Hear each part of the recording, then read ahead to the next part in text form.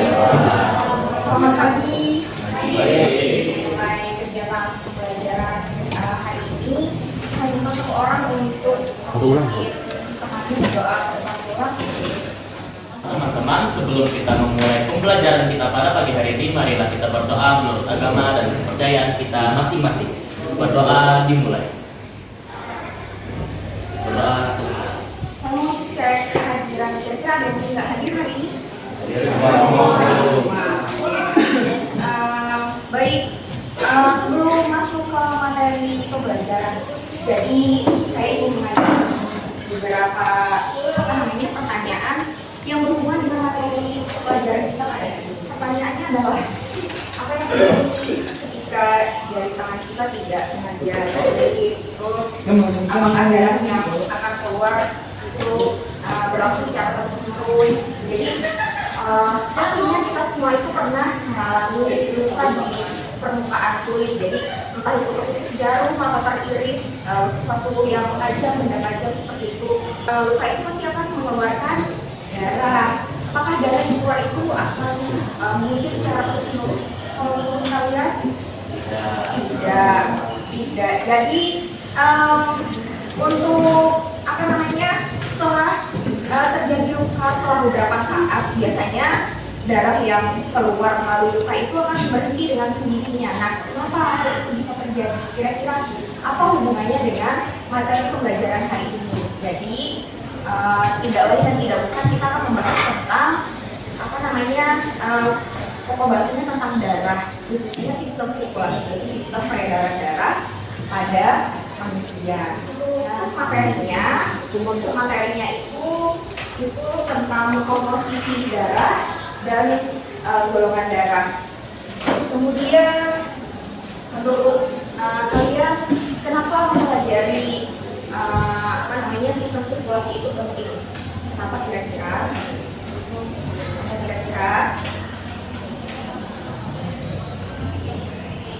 Jadi untuk bahasan kali ini sistem sirkulasi. Jadi kenapa itu penting dipelajari di kelas? Jadi itu berkaitan dengan hal sederhana. Misalnya saya contohkan. Jadi sistem sirkulasi itu pastinya membahas tentang darah. Jadi kalian misalnya nanti mau buat SIM, terus nanti ada mengisi beberapa identitas, terus di situ ingin tahu mengisi jenis golongan darah biasanya. Jadi ada informasi yang harus diisi, yaitu jenis golongan darah. Terus apa hubungannya?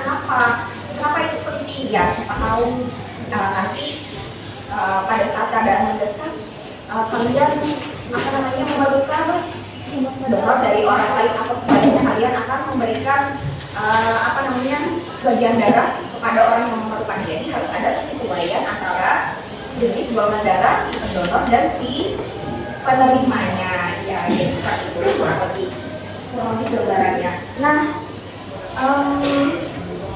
sebelum memasuki ke materi, saya akan menyampaikan tujuan pembelajaran pada hari ini. Jadi dari materi atau bab yang saya sampaikan hari ini, khususnya submateri tentang darah dan komponen-komponen serta golongan darah, saya harapkan kalian semua peserta didik nanti dapat menjelaskan fungsi sistem peredaran darah, kemudian dapat membuat tabel perbandingan komponen darah kayak ciri-ciri beserta fungsinya, terus dapat menjelaskan proses pembekuan darah menggunakan skema tadi. Ada hubungannya dengan pertanyaan awal, kenapa kalau misalnya kita terluka darahnya nanti bisa berhenti dengan sendirinya. Jadi ada hubungannya dengan proses pembekuan darah. Kemudian yang terakhir adalah dapat menjelaskan mekanisme sistem pembuangan darah dengan benar. Setelah itu dapat menguraikan jadi hubungan antara golongan darah dan proses transfusi darah. Baik, saya minta kelas membuat kelompok yang berisikan 5 orang siswa. Kemudian nama-namanya kan sudah kita sepakati kan kemarin ya. Jadi di sebelah sini kelompok 1, kemudian di sini kelompok 2, kelompok 3, dan kelompok 4. Boleh? Mulai dari sekarang. Kalau bisa berhadapan, jika baik.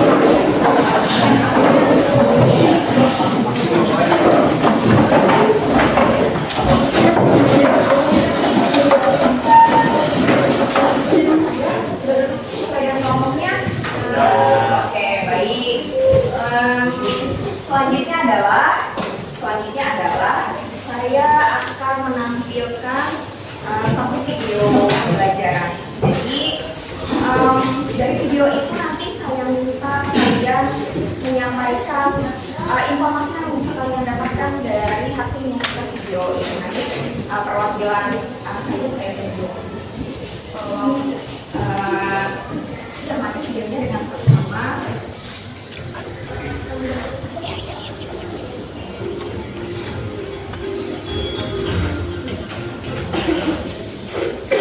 Sebelum kita mulai, apakah kalian tahu apa golongan darah kalian? Jika tidak, ada baiknya kalian mencari tahu, karena informasi tersebut mungkin akan berguna pada suatu saat. Mungkin kalian bingung untuk apa kita tahu golongan darah kita. Mari kita bahas. Ada dua grup yang mengelompokkan golongan darah. Yang pertama adalah grup A, B, dan O, yang terdiri dari golongan darah A, B, AB, dan O. Lalu yang kedua adalah grup resus yang menentukan apakah resus kalian adalah positif atau negatif.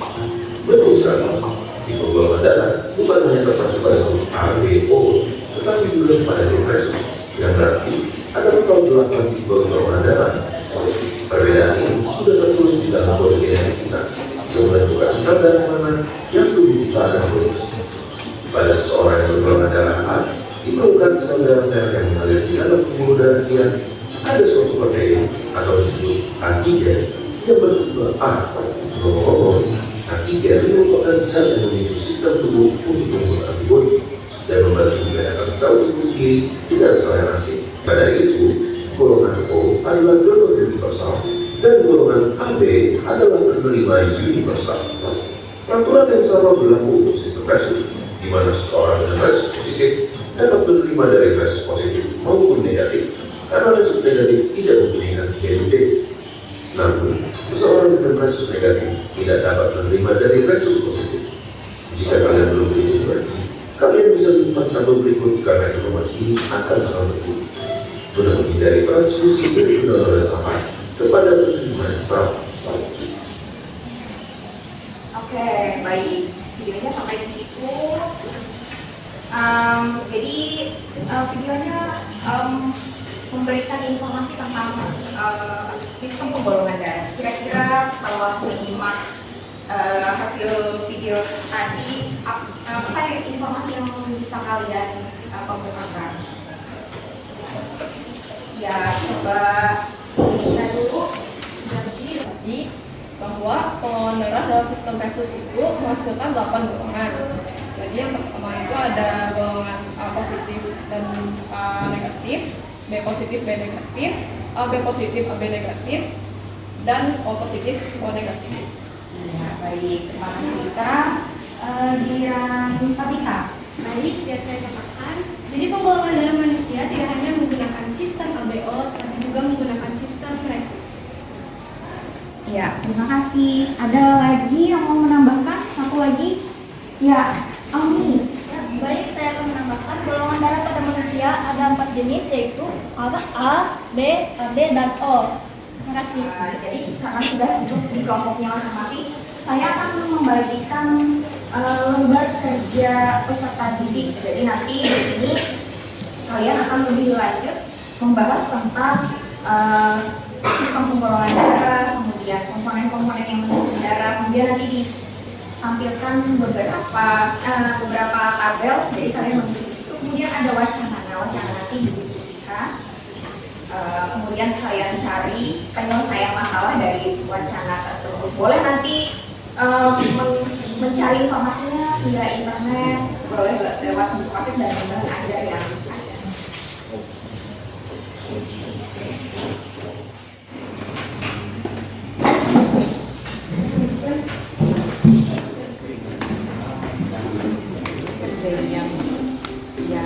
Yang diskusi, terus lainnya lagi isi yang juga dia tampilkan sebelumnya bisa cari dari buku paket.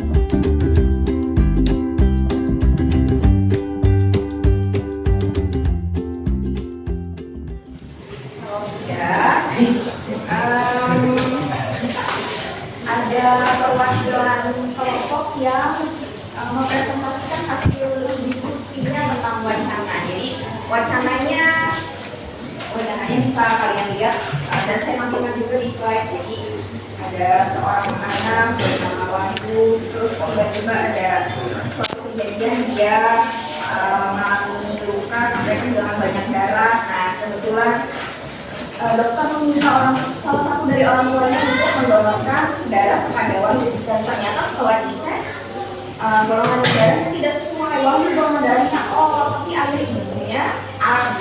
Lalu kenapa hal itu bisa terjadi? Jadi itu tadi yang kalian diskusikan di kelompok. Sudah siap ya? Sudah, baik. Kalau sudah siap, mulai dari kelompok 1 deh yang bacakan hasil diskusinya. Baik, saya dari perwakilan kelompok 1 akan menyampaikan hasil diskusi kami, yaitu adalah golongan darah merupakan warisan genetik dari orang tua kepada anaknya. Tetapi golongan darah orang tua tidak akan selalu sama dengan anaknya yang bisa berbeda. Perbedaan golongan darah orang tua dan anak disebabkan oleh alel dominan atau alel resesif yang diwariskan. Dari sumber yang kelompok kami dapatkan berdasarkan tabel prediksi persilangan berbagai macam golongan darah, diperoleh data bahwa golongan darah A, B, AB, dan O pada kasus ini salah satu dari orang tua tidak bisa mendonorkan darahnya kepada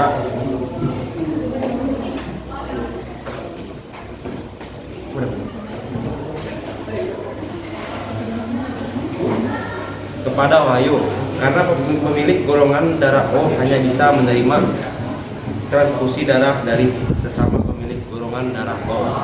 Sekian, terima kasih. Iya. Sebelum lanjut kelompok lain presentasi, saya minta tanggapan dari kelompok 3. Boleh lupa saran, mungkin pertanyaan, atau mau menambahkan pernyataannya, silakan. Yang dari kelompok 3 ingin menambahkan hasil dari kelompok 1. Jadi dapat kita ketahui dari wacana ini, Wahyu bergolongan darah O, sedangkan ayah dan ibunya bergolongan A dan B. Jadi golongan darah O itu disebut pendonor universal karena bisa memberikan donor pada golongan darah lainnya. Sebab golongan darah O tidak memiliki antigen. Hal ini membuat golongan darah O berisiko lebih kecil untuk menimbulkan reaksi transfusi darah pada saat mendonor. Tetapi dia tidak bisa menerima golongan darah dari yang selain O karena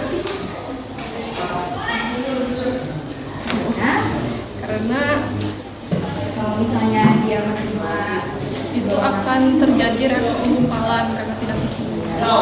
Sementara golongan AB dapat menerima dari semua golongan darah karena tidak memiliki antibodi A dan B, sehingga pada saat transfusi darah tubuhnya tidak menghasilkan reaksi kekebalan tubuh. Namun pada saat transfusi darah akan disesuaikan dengan kondisi pasien. Akan lebih aman pada saat transfusi darah diberikan golongan darah yang sama, dan tentunya dalam transfusi darah akan dianjurkan dan diawasi oleh dokter. Baik, terima kasih. Baik, terima kasih atas kesempatan yang diberikan. Jadi di sini saya sebagai perwakilan dari kelompok 2 ingin menyampaikan hasil diskusi kami mengenai masalah yang diberikan oleh Bu Aru. Dalam menentukan golongan darah, ada salah satu cara yang dipakai, yaitu menggunakan sistem ABO. Dalam sistem tersebut terdapat 3 macam alel atau pasangan gen, yaitu IA, IB, dan IO. Alel atau pasangan gen ada yang dominan atau tampak, dan ada yang resesif atau tidak tampak. Perlu diingat bahwa alel IA dan IB itu bersifat dominan, sedangkan alel IO itu bersifat resesif. Ketika seseorang bergolongan darah A, maka kemungkinan ia akan memiliki 2 susunan gen, yaitu homozigot atau IA-IA atau heterozigot IA-IO. Orang dengan susunan gen IA-IO akan memiliki golongan darah A karena alel IO itu bersifat resesif atau tidak tampak. Berdasarkan analisis kelompok kami, pada kasus tersebut, susunan gen ayah dan ibu Wahyu sama-sama heterozigot, yaitu IA-IO dan IB-IO, sehingga ada ada kemungkinan menghasilkan susunan gen IOIO yang berarti golongan darahnya adalah O. Pada kasus tersebut, Wahyu tidak akan bisa menerima donor darah dari ayah atau ibunya karena golongan darah O hanya dapat menerima donor dari sesama golongan O. Terima kasih. Iya, baik. Perwakilan dari kelompok 4 menambahkan pernyataan dari kelompok 2 bahwa penting bagi setiap orang untuk mengetahui golongan darahnya masing-masing karena untuk bisa mendonorkan darah atau menerima donor harus disesuaikan dulu dengan jenis golongan darahnya. Jika pada kasus tersebut Wahyu menerima donor darah yang tidak sesuai dengan golongan darahnya, maka akan berakibat fatal bagi tubuh dan keselamatan jiwanya. Kesalahan atau ketidaksesuaian pada saat transfusi darah akan mengakibatkan gejala-gejala berikut ini, yang umumnya terjadi beberapa menit setelah proses transfusi. Pertama, demam dan menggigil. Kedua, kesulitan bernafas. Ketiga, nyeri atau ngilu pada otot. 4, pusing dan mual. 5, rasa sakit pada bagian dada, perut dan punggung. 6, darah pada air seni. Apabila tidak ditangani sesegera mungkin, akan dapat menyebabkan penyumbatan pembuluh darah di beberapa titik pada tubuh penerima darah yang akhirnya akan mengakibatkan gagal ginjal, stroke, dan juga tekanan darah yang sangat rendah dan abnormal. Terima kasih.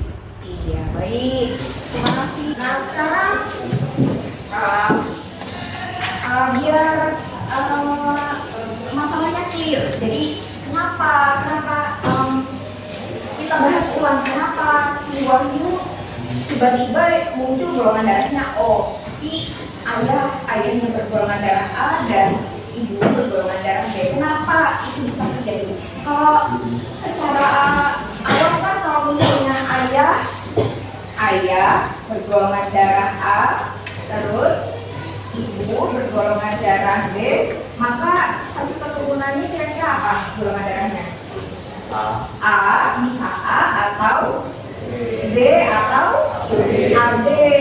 Kenapa tiba-tiba di sini muncul? Kenapa bisa seperti itu? Nah, saya mengumpulkan hasil pernyataan masing-masing diskusi. Kenapa bisa tiba-tiba? Apakah Wahyu bukan anak dari ayah atau ibunya? Tiba-tiba golongan darahnya O sendiri. Nah, jadi di sini saya akan menyederhanakan supaya kalian bisa memahaminya secara gamblang. Jadi golongan darah itu adalah, tadi ada kelompok yang menyatakan bahwa golongan darah itu adalah salah satu yang diwariskan dari ayah dan ibu. Jadi bisa nanti kita ikut golongan darah ayah atau ibu, bisa juga kita golongan darahnya berbeda dari ayah dan ibu. Nah, kenapa muncul fenomena seperti kasus pada Wahyu ini? Jadi pada dasarnya kalau menggunakan sistem pengolahan darah ABO, jadi gen itu kan yang diwariskan ke kita itu adalah setengah dari ayah, setengah dari ibu. Jadi gen itu sifatnya berpasangan. Jadi ada yang disebut dengan alel atau pasangan gennya. Jadi pasangan gen atau alel dari golongan darah A, B, dan O itu adalah IA, B, dan IO. Nah, jadi pasangan gennya apa alelnya. Nah, lanjut, gimana jalan ceritanya bisa sampai muncul golongan darah O tadi? Jadi gen itu ada yang bersifat dominan dan resesif. Apa itu dominan dan resesif? Jadi dominan itu adalah sifat yang dominan yang muncul, yang tampak. Kalau resesif itu sifatnya tersembunyi, jadi tertutupi oleh gen yang dominan. Nah, di kasus ini untuk alel atau pasangan gen IA dan IB itu dia dominan. Dan untuk IO itu dia resesif. Jadi otomatis yang dominan itu sifatnya lebih meningkat daripada yang resesif. Nah, karena gen pada tubuh manusia itu berpasangan, jadi pasangan alelnya itu bisa dituliskan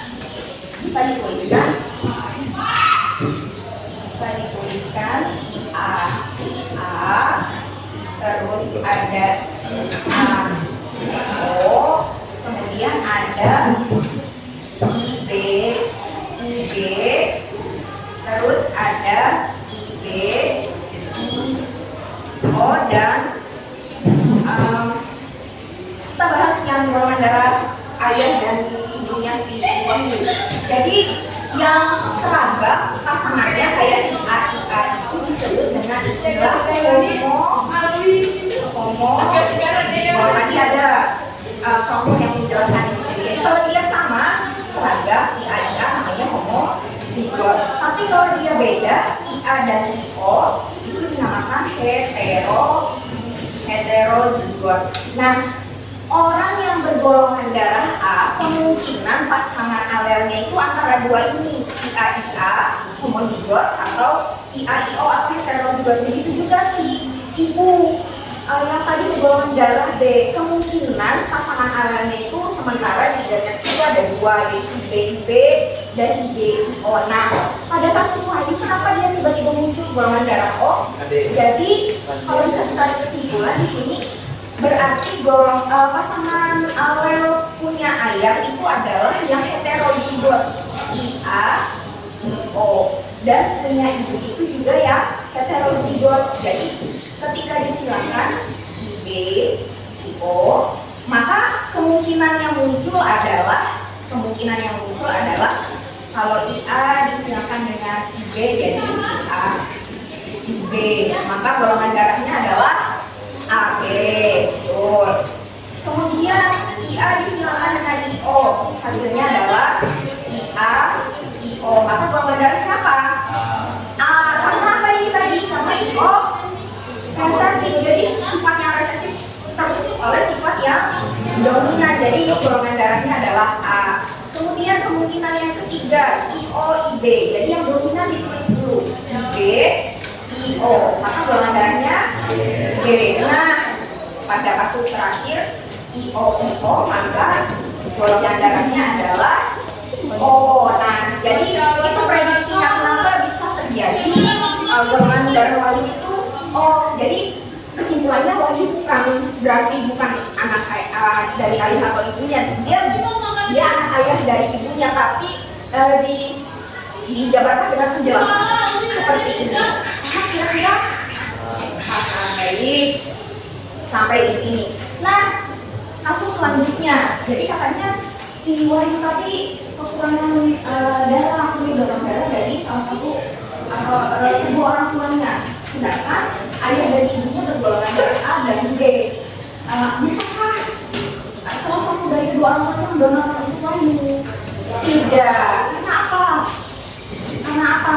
Karena golongan darah O tadi yang dibacakan oleh Keisha tadi hanya bisa memberikan, dia pendonor universal. Jadi dia bisa memberikan golongan darahnya baik untuk golongan darah A, B, AB, dan untuknya sendiri yaitu O. Nah, kalau misalnya mau memerlukan golongan darah O, ya dia harus menerima dari golongan darah yang sama dengan jenis golongan darahnya.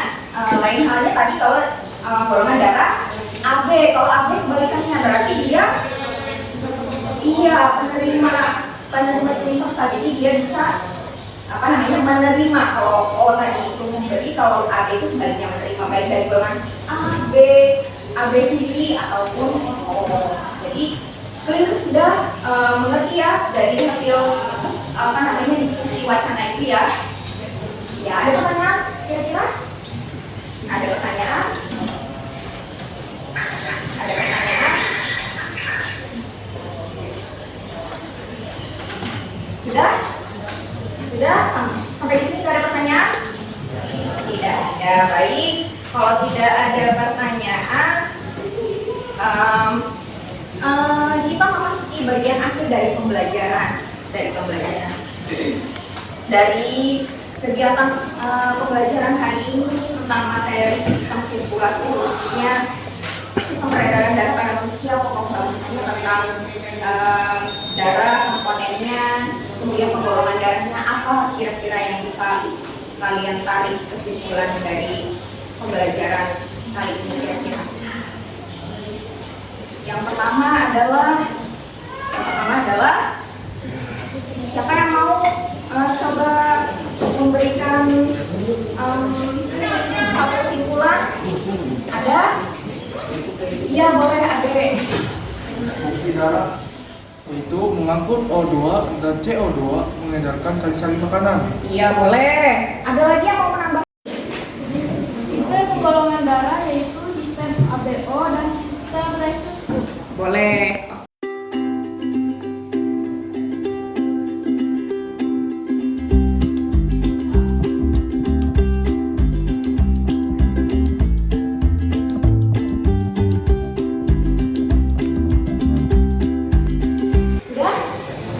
Sudah? Sudah dikirimkan jawabannya?